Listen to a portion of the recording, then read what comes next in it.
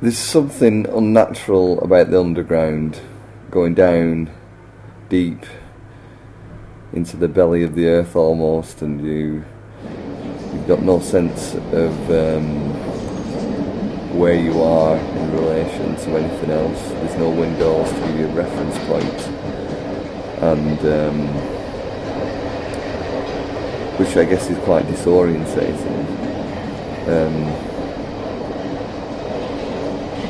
As a newcomer to London, it's quite interesting just knowing where you have no sense of where anything is. You have this very abstract representation of the underground as this series of lines that nothing's to scale, and they're just laid across each other, all the different lines, and you sit in this box for a period of time, and then suddenly you're in this other place. Other things about the underground, I guess.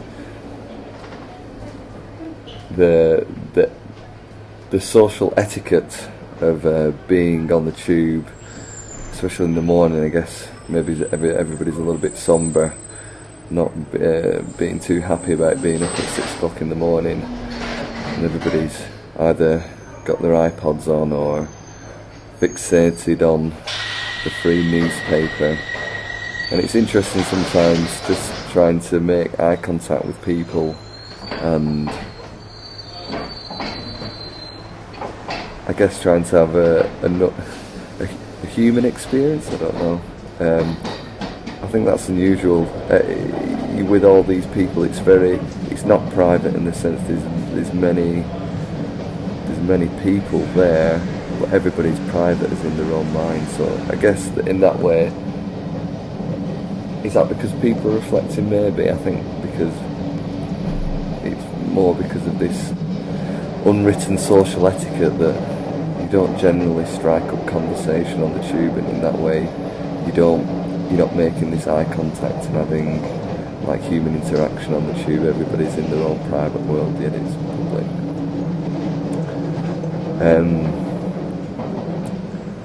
Quite enjoying the commute to work. Well, it's a long commute to work, and I guess it is a time.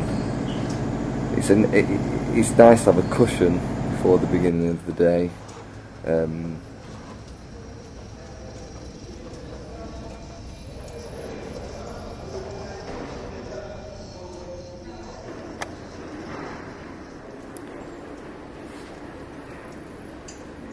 I wouldn't say I enjoy my commute to work, but in some ways it is useful.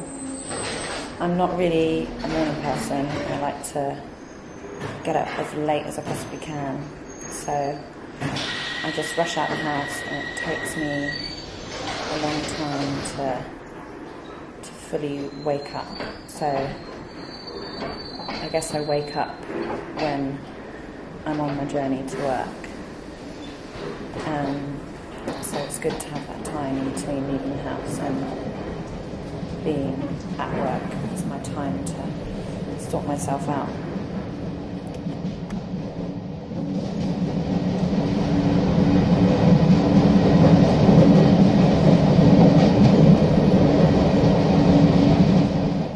I like it because it's such an extensive system. I think probably more so than anywhere else in the world.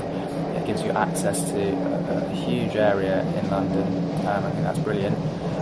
However, it annoys me because of its age, I guess. The sort of Victorian system still stuck there in many senses, in the sense that it's so hot during the summer, very crowded and very unpleasant sometimes, and frustrating when it's not working, and often it isn't.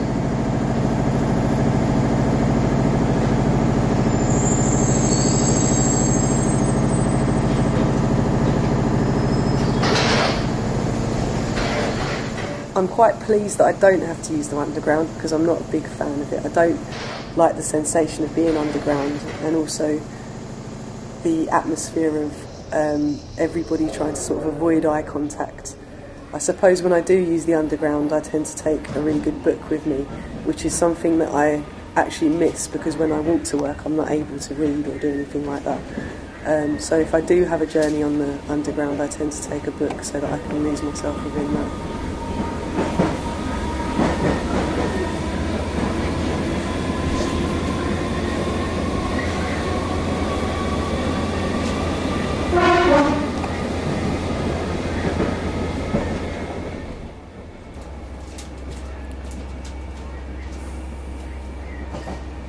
Yeah, I do find the commute to work to be a time to myself, because it's nice to have a time to yourself, because a lot of the time in general life and society, etc., we find it hard to be by ourselves, and this is kind of a place where you're kind of forced to be on your own and to think about whatever you need to think about.